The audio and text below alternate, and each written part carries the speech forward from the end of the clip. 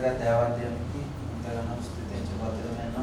దేవుడు మనల్ని ఎంతగా నడిపించిన దాని వరకు ఇంతవరకు కూడా దేవుడు ఈ సంవత్సరాలు మొదలుకొని సంవత్సరాంతంలోకి నడిపించిన దాన్ని బట్టి దేవుని స్తుతించబోతున్నాను. కాబట్టి ఈ ఉదయకాల సమయంలో మరొకసారి దేవునికి మనందరం కూడా హృదయపూర్వకంగా దేవుని మహిమపరుద్దాం. హల్లెలూయా. దేవుడు మనకి ఈ దినాన్ని ఏర్పాటు చేసిన మరి లేఖన భాగం కీర్తన 118 కీర్తన. మనందరం కూడా దేవునికి ఆరాధించడానికి వచ్చాం కాబట్టి ఈ వాక్యం ద్వారా మనందరం కూడా మరొకసారి దేవుని వాక్యం బట్టి దేవుని ఆరాధించేద్దాం. మనందరం కూడా ఒక నిమిషం దేవుని సన్నిధిలో ప్రార్థించేద్దాం.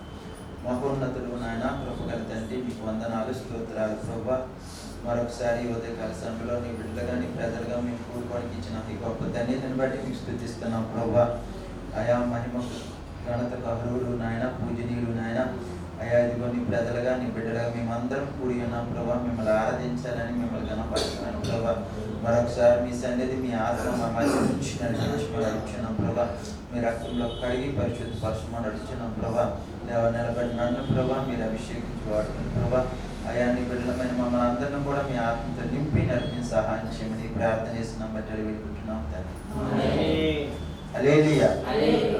మనందరం కూడా క్రిస్మస్ దినాలు ఉన్నాం కాబట్టి మరి డిసెంబర్ మొదటి వీక్ నుండి మరి జనవరి 1 వరకు కూడా అన్ని చోట్ల అన్ని దేశాల్లో కూడా దేవుని ఎంతగానో ఆరాధనలు దేవునికి మహిమపరుస్తూ ఉంటారు. కాబట్టి మనం కూడా క్రిస్మస్ మాసంలో ఉన్నాం కాబట్టి ఇంతవరకు దేవునికి మరి ఎంతగానో పాటల ద్వారా మహిమ చెల్లించాం. కాబట్టి మనందరం కూడా ఈ యొక్క మాసం అంతా కూడా దేవుని బట్టి ఆరాధించబద్దులమై ఉన్నాం. దేవుని బట్టి ఆనందించవలసిన వారు. ఎందుకంటే దేవుడు ఈ లోకానికి మానవుడిగా మనందరితో ఉండడానికి, మనలో ఆయన రాజ్యానికి తీసుకెళ్ళడానికి ఈ లోకానికి వచ్చారు. కాబట్టి దాన్ని బట్టి దేవుని స్తుతించబద్దులమైన హల్లెలూయా.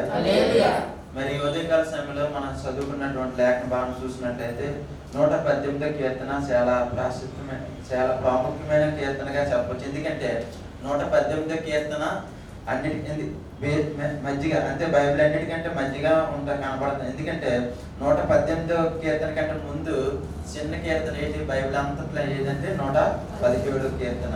అన్నిటికంటే పెద్దది ఏది 119 కీర్తన. ఈ రెండింటికి మధ్యది 118. కాబట్టి ఇది చాలా ప్రాముఖ్యమైన అధ్యాయంగా మనకు కనబడుతుంది. ఇందులో మిడిల్ ఆఫ్ ద బుక్ మరి బైబిల్ గ్రంథంలో మధ్య బుక్గా కనబడుతుంది, మధ్య అధ్యాయంగా కనబడుతుంది. కాబట్టి దాన్ని బట్టి మనం దేవుని స్తుతించబద్దులమను. హల్లెలూయా. ఈ యొక్క అధ్యాయంలో చూసినట్లయితే మొదటి 3 మాటలు కూడా దేవుని స్తుతించడానికి గల కారణాలు కనబడుతుంది. దావీదు భక్తుడే రాసినట్టుగా కనబడుతుంది ఈ వాక్యం కూడా, ఈ యొక్క అధ్యాయం కూడా. ఎందుకంటే ఆయన ఎన్నో శ్రమలు ఎన్నో కష్టాలు ఉన్నప్పుడు కూడా దేవుని ఆరాధన చేసినట్లు కనబడుతుంది. మరి మొదటి వచనం కూడా చదువుదాం సరే. యెహోవా దయాళుడు, ఆయన కృప నిరంతరము నిలిచును, ఆయనకు కృతజ్ఞతాస్తుతులు చెల్లించుడి. మరి లాస్ట్ వచనం కూడా యెహోవా దయాళుడు, ఆయన కృప నిరంతరం నిలుస్తున్నదని ఆయనకు కృతజ్ఞతాస్తుతులు చెల్లించు.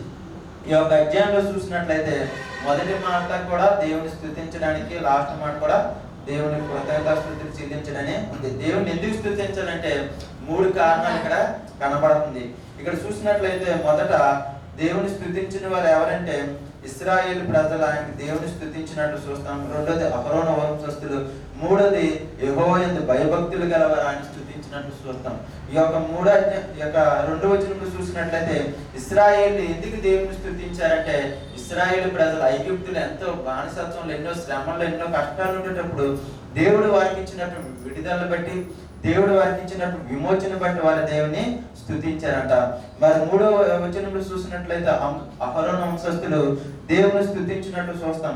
అహరోను వంశస్థులు ఎందుకు దేవుని స్తుతిస్తున్నారంటే దేవుడు వారిని దేవుని సన్నిధిలో యాజకులుగా దేవుని యొక్క రాజ్యానికి మరి ప్రవక్తలుగా దేవుడు వారికి దేవుని యొక్క సేవ చేయడానికి వారికి ఏర్పాటు చేసుకున్నాడు. కాబట్టి దాన్ని బట్టి దేవుని స్తుతించినట్టు మనం చూస్తాం.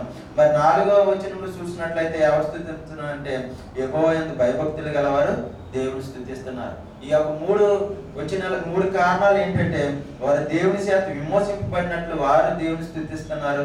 మరి అహరోను వంశస్థులు దేవుని యొక్క సేవకులుగా యాజకులుగా దేవుడు ఏర్పాటు చేసినందుకు. మరి 4వదిగా దేవుని యందు భయభక్తులు గలవారుగా, దేవుడు మనలో కూడా అన్యులైన మనలో కూడా దేవుడు రక్షించాడు. కాబట్టి దాన్ని బట్టి దేవుని మనం ఆరాధించబద్దులమై ఉన్నాం. ఎందుకంటే దేవుని యొక్క మంచితనం, దేవుని యొక్క గొప్పతనాన్ని దేవుడు మనకి కనపరిచాడు. కాబట్టి దాన్ని బట్టి దేవుని స్తుతించాలి. ఈ యొక్క అధ్యాయం అంతట్లో కూడా దేవుని యొక్క కృప, దేవుని యొక్క దయ, దేవుని యొక్క కనికరం కనపడుతుంది. కాబట్టి దేవుడు ఎందుకు ఆరాధిస్తున్నారంటే ఆయన ఎంతో మనం చెడిపోయినప్పటికీ, దేవునికి ఎంతో దూరం అయిపోయినప్పటికీ కూడా దేవుడి యొక్క ప్రేమ, దేవుని యొక్క కృప, దేవుని యొక్క కనికరం మన యొక్క ఉన్నారు. కాబట్టి దాన్ని బట్టి దేవుని స్తుతించినట్టు చూస్తాం. మనం కూడా ఈ కారణాలన్నింటిని బట్టి దేవుని స్తుతించబద్ధులమై ఉన్నాం.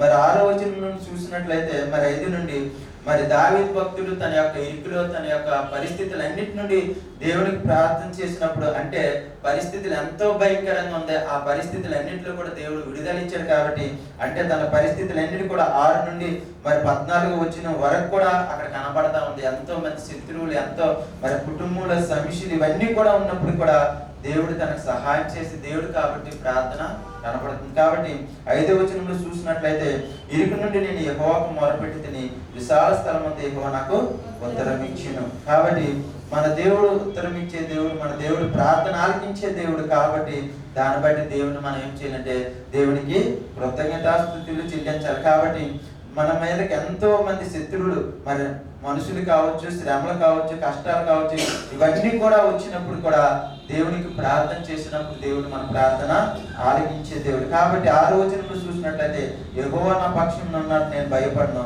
నరులు నాకేమీ చేయగలరు.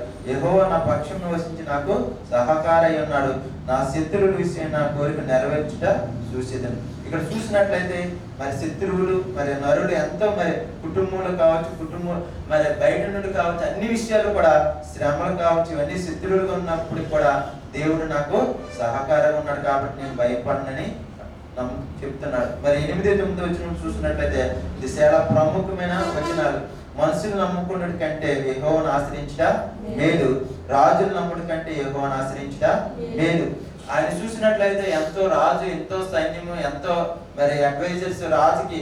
ఈ రోజుల్లో చూసినట్లయితే మరి మినిస్టర్స్ కి ఎంతో మంది సహకారులు, లేకపోతే అడ్వైజర్స్, వాళ్ళందరూ కూడా సలహాదారులుగా ఉంటారు. కొన్ని రాజ్యానికి ఏ విధంగా ముందుకెళ్ళాలి, సైన్య అధికారులు కొంతమంది ఉంటారు, వీళ్ళందరూ కూడా అడ్వైజర్స్ ఉండొచ్చు. కానీ ఎంతమంది సహకారులు ఉన్నప్పుడు కూడా, ఎంతమంది ఆలోచనకర్తలు ఉన్నప్పుడు కూడా ఆయన ఎవరి దగ్గర ఆలోచన తీసుకోలేదు, ఎవరి మీద ఆధారపడలేదు. ఆయన ఏం చేశాడంటే యెహోవాను ఆశ్రయించాడంట. ఏం చేశాడంటే మనుషులు నమ్ముకున్నట్టు కంటే రాజులు నమ్ముడు కంటే యెహోవాను ఆశ్రయించడం మేలు. కాబట్టి ఈరోజు మనం కూడా మనం చేయవలసిన మరి ప్రార్థన ఏంటంటే, మనం కూడా ఈ లోకంలో ఎన్నో శ్రమలు, కష్టాలు ఎన్నో వచ్చినప్పుడు కూడా మనం ఆశ్రయించవలసింది ఎవరంటే మన దేవుడే. ఎందుకంటే ఆపత్ కాలంలో నమ్ముకున్న సహాయకుడు ఎవరైనా ఉన్నారంటే ఆయన దేవుడే. కాబట్టి ఇదేనా మనం ఎందుకు చాలాసార్లు శ్రమలు, కష్టాలు ఇవన్నీ రావచ్చు, కొన్నిసార్లు మనం ఎవరెవరి దగ్గరకు వెళ్ళవచ్చు, కానీ వాళ్ళందరూ చేయకపోవచ్చు, కానీ దేవుడు మాత్రం చేసే దేవుడు. కాబట్టి అసాధ్యమైనట్టు లేని దేవుడు. కాబట్టి ఆయన ఆపత్ కాలంలో నమ్ముకున్నదగిన సహాయకుడు. కాబట్టి దాన్ని బట్టి మనం ఏం చేయాలంటే ఈరోజు దేవుడిని మనము ఆశ్రయించాలి. కాబట్టి దావీదు ఈ యొక్క వాక్యం బట్టి మనం చూసినట్లయితే ఈ లోకంలో మనం ఎవరం కూడా నమ్ముకోకూడదు, దేవుని మాత్రమే ఆశ్రయించాలి. కాబట్టి మన శ్రమల్లో, మన కష్టాలన్నింటిలో కూడా మనకు దేవుడు తోడై ఉన్న దేవుడు. ఆయన ఇమ్మానుయేలు దేవుడిగా ఈ లోకంలోకి వచ్చారు. కాబట్టి దాన్ని బట్టి మనం ఏం చేయాలంటే దేవుని స్తుతించాలి. మొదటిగా చూసినట్లయితే దేవుడికి కృతజ్ఞతాస్తుతులు చెల్లించారు. తర్వాత దేవుడికి ప్రార్థన చేసినట్టు చూస్తాం. ప్రార్థన చేసిన తర్వాత దేవుడు తనకు చేసినటువంటి సహాయాన్ని బట్టి ఇక్కడ చూసినట్లయితే ఎంతో భయంకరమైన పరిస్థితుల్లో ఉన్నారంట. నలుదిశలో కూడా శత్రువులు చుట్టుకొని ఉన్నారంట. వారి కందిరీగల వలె ఉన్నారంట. ముండ్లో మరి గుచ్చుకున్నట్లు చుట్టూ కూడా ముండ్ల పొదలు ఏ విధంగా ఉంటాయి ఆ విధంగా ఉన్నట్లు చూస్తాం. శ్రమలన్నీ కూడా కనబడుతుంది, కానీ ఏ విషయంలో కూడా ఆధారపడినట్లు కానీ, ఎక్కడ కూడా భయపడినట్లు కానీ ఎక్కడ కూడా కనబడలేదు. ఎందుకంటే 14వ వచనం చూసినట్లయితే యెహోవా నా దుర్గము, నా గానము, ఆయన నాకు రక్షణాధారం. కాబట్టి ఇక్కడ చూసినట్లయితే ఆయనకు వచ్చిన శ్రమలు కావచ్చు, కష్టాలు కావచ్చు, ఏదైనా కావచ్చు, కానీ ఆయన ఎవరంట దుర్గంగా ఎవరున్నారంట దేవుడే ఆయనకి దుర్గంగా ఉన్నారు, ఆయనే రక్షణాధారంగా ఉన్నాడు. మనకు కూడా యేసుప్రభు దేవుడే మనకి ఆశ్రయ దుర్గం, ఆయనే మన రక్షణాధారం. కాబట్టి ఈ పరిస్థితులన్నింటిని బట్టి కూడా మనం ఏం చేయాలంటే ప్రార్థన చేసినప్పుడు దేవుడు మనకి విడుదల ఇస్తాడు, మనకి జయాన్ని ఇస్తాడు. కాబట్టి దేవుడు తన సహాయం చేసిన దాన్ని బట్టి మరి 15 నుండి చూసినట్లయితే లాస్ట్ వరకు దేవునికి కృతజ్ఞతాస్తుతులు చెల్లించినట్టు చూస్తాం. మరి 15వ వచనంలో చూసినట్లయితే నీతిమంతుల గుడారముల్లో రక్షణ గురించి ఉత్సాహ సునాదం వినబడును. యెహోవా దక్షిణాస్తము సహాయ కార్యములు చేయను. యెహోవా దక్షిణాస్తం మహోన్నతమైన. యెహోవా దక్షిణాస్తం సహాయ కార్యములను చేయను. కాబట్టి ఇక్కడ చూసినట్లయితే ఈ రోజు దేవుని యొక్క నీతిమంతుల గుడారంలో నుండి ఏం వినబడాలంటే రక్షణ సునాదాలు వినబడాలి. ఎందుకంటే దేవుడు మహోన్నతుడు కాబట్టి ఆయన సాహస కార్యాలు ఎన్నో అద్భుత క్రియలు చేశారు. కాబట్టి అట్లన్నిటిని బట్టి మనం ఏం చేయాలంటే దేవుడికి ఈ రోజు మనం కృతజ్ఞత స్తుతులు చెల్లించబద్ధమైన. కాబట్టి ఈ దినాన్ని ఇంకొక విషయంలో చూసినట్లయితే నేను సావను సజీవుని యెహోవా క్రియలను వివరించిన. యెహోవా నన్ను కఠినముగా శిక్షించిన కానీ ఆయన నన్ను మరణమునకు అప్పగించలేదు. కాబట్టి ఈ దినాన్ని మనం కూడా ఈ సంవత్సరంలో మనకి ఎన్నో శ్రమలు, ఎన్నో కష్టాలు, ఎన్నో ప్రాబ్లమ్స్ రావచ్చు. కానీ దేవుడు మన సజీవులు ఎక్కడ ఉంచారు. కాబట్టి దాన్ని బట్టి మనం ఏం చేయాలంటే దేవుడిని స్తుతించాలి. మనతో జనవరి 1 ఉన్న వారు ఈ రోజు మనతో డిసెంబర్ లాస్ట్కి వచ్చారు. కేవలం చాలా మంది లేరు. మనకు తెలిసిన వారు ఎంతో మంది ఈ లోకాన్ని విడిచిపెట్టారు. కాబట్టి దేవుడు మనకి మరణానికి అప్పగించలేదు. కఠినంగా శిక్షించవచ్చు. కొన్నిసార్లు కష్టమైన పరిస్థితులు రావచ్చు. కానీ దేవుడు మనల్ని ఎక్కడ కూడా చెయ్యి విడవలేదు. కాబట్టి ఈరోజు సజీవుల లెక్కలో ఉన్నామంటే దేవుని యొక్క కృప, దేవుని యొక్క వాత్సల్యత, దేవుని యొక్క కనికరం. కాబట్టి దాన్ని బట్టి మనం ఏం చేయాలంటే దేవుడికి స్తుతించాలి. కాబట్టి కొన్నిసార్లు పరిస్థితులు ఎన్నో కష్టంగా ఉండొచ్చు, కఠినంగా ఉండొచ్చు. కానీ దేవుడు ఆ కష్టంలో నుండి కూడా, ఆ శ్రమల్లో నుండి కూడా దేవుడు మనల్ని విడిపించాడు. అంతేకాకుండా దేవుడు మరణానికి మాత్రం మనల్ని చెప్పలేదు. కాబట్టి ఈ రోజు మనం సజీవ లెక్కల్లో ఉన్నామంటే మనమేమో గొప్పవారమని లేకపోతే మంచి వారమో పరిశుద్ధులని కాదు, కానీ దేవుని యొక్క కృప కనికరం. కాబట్టి ఇంకా మనం ఏం చేయాలంటే యెహోవా క్రియలను వివరించబద్ధమైన. కాబట్టి ఈ యొక్క డిసెంబర్ మాసం అంతా ఈ యొక్క సంవత్సరాంతంలో ఉన్నాం. కాబట్టి మనం చేయవలసిన పని ఏమైనా ఉందంటే దేవుని స్తుతించాలి, దేవుని ప్రకటించాలి, దేవుని క్రియలు వివరించాలి. కాబట్టి దేవుడి సజీవ లెక్కల్లో ఉంచాడంటే దేవుని యొక్క పని ఏ పనైనా చేయొచ్చు. దేవుని పరిచర్య కావచ్చు, సువార్త కావచ్చు, ఇంకేదైనా దేవునికి సహకారులుగా ఉండొచ్చు. ఏ విషయంలోనైనా దేవునికి పరిసరకులుగా మరి సహకారులుగా ఉండబోతున్నాం. అది కూడా దేవునికి స్తుతి చెల్లించడం, దేవునికి కృతజ్ఞత అర్పించినట్లే. కాబట్టి ఈ దినాన్ని మనందరం కూడా దేవుని స్తుతించబద్దులని. ఈ యొక్క కీర్తన అంతా కూడా ఎంతో అమూల్యమైనది. దేవుడిగా కృప. కాబట్టి అంతా కూడా దేవుడు తన కృపను బట్టి మనందరం కూడా దేవుని ఆరాధించబద్ధమైన. కాబట్టి ఇంకో మాట చూసినట్లయితే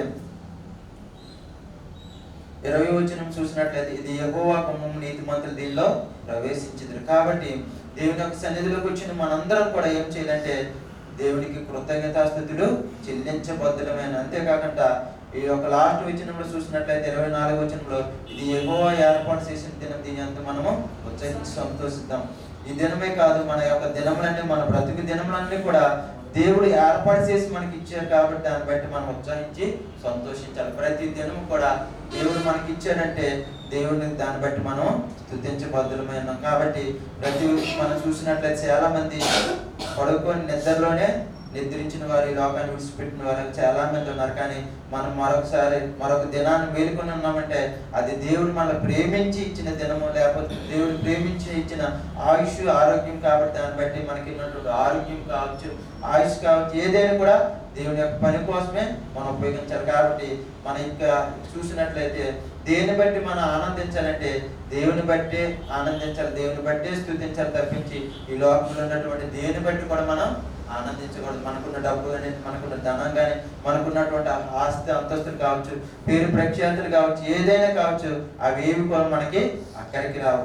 మనం దేన్ని బట్టి స్తుతించాలంటే దేవుని బట్టి. కాబట్టి ఈ రోజంతా కూడా ఈ దినములన్నీ కూడా దేవుడు మన బ్రతుకు దినములన్నీ కూడా మన దేవుని ఆరాధించబద్ధులమైన. కాబట్టి ప్రతి దినము అనుదినము కూడా ఆయన మనకి వాత్సల్యత నూతనంగా ఇస్తున్నారు. కాబట్టి మన పట్ల ఆయన చూపుతున్న ప్రేమను బట్టి దేవునికి ఆరాధించబద్ధులమైన. అంతేకాకుండా 25వ వచనం చూసినట్లయితే యెహోవా దయచేసి నన్ను రక్షింపు, యెహోవా దయచేసి అభివృద్ధి పరచు. ఇక్కడ చూసినట్లయితే దేవుడు మామూలుగా కాకుండా ఆత్మీయంగా రక్షణ విషయంలో కూడా దేవుని, ఆర్థిక సంబంధమైన విషయాలు, ఈ లోక సంబంధమైన విషయాలన్నీ కూడా దీవెనలు, మనకు ఉన్నటువంటి ఇల్లులు కావచ్చు, ఇవన్నీ కూడా భౌతిక ఉద్యోగాలు కావచ్చు, అంతస్తులు కావచ్చు, ఇవన్నీ కూడా భౌతిక సంబంధం.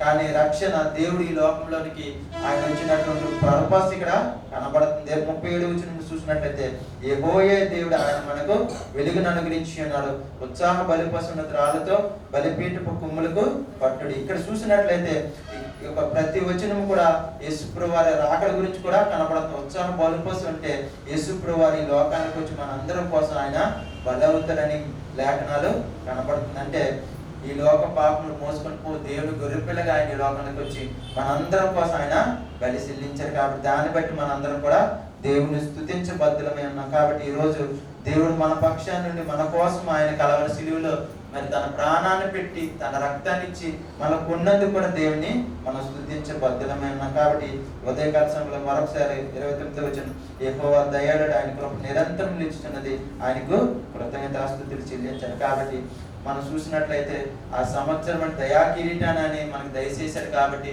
ఆ దయనే కిరీటంగా ఈ సంవత్సరం అంతా కూడా మనకి ఇచ్చి నడిపించాడు. కాబట్టి దాన్ని బట్టి మనం దేవుని స్తుతించబద్ధులమై ఉన్నాం. కాబట్టి ఈరోజు మనందరం కూడా దేనికి వచ్చామంటే దేవుని స్తుతించడానికి వచ్చాం. కాబట్టి ఇదే మనందరం కూడా దేవుని ఆరాధించుదాం, దేవుని స్తుతిద్దాం. ఈ సంవత్సర కాలం అంతా కూడా చాలాసార్లు మరి శుక్రవారమే చెప్పారు, ప్రతి సంఘాల్లో కృతజ్ఞత అర్పణలో పంటలు చల్లుతారు. ఆ టైంలో వారికి ఉన్నటువంటి ఆ సంవత్సరం అంతా పంట కావచ్చు, వ్యాపారాలు కావచ్చు, అన్నింటిలో కూడా దేవునికి మరి భాగాలు ఇస్తారు, దేవునికి ఆరాధన చేస్తారు. ఈ రోజు మనం కూడా ఏం చేయాలంటే దేవునికి స్తుతించబద్ధులమై ఉన్నాం. మరి యెషయా గ్రంథంలో చూసినట్లయితే 35వ అధ్యాయం 10వ వచనం, యెషయా గ్రంథం 35:10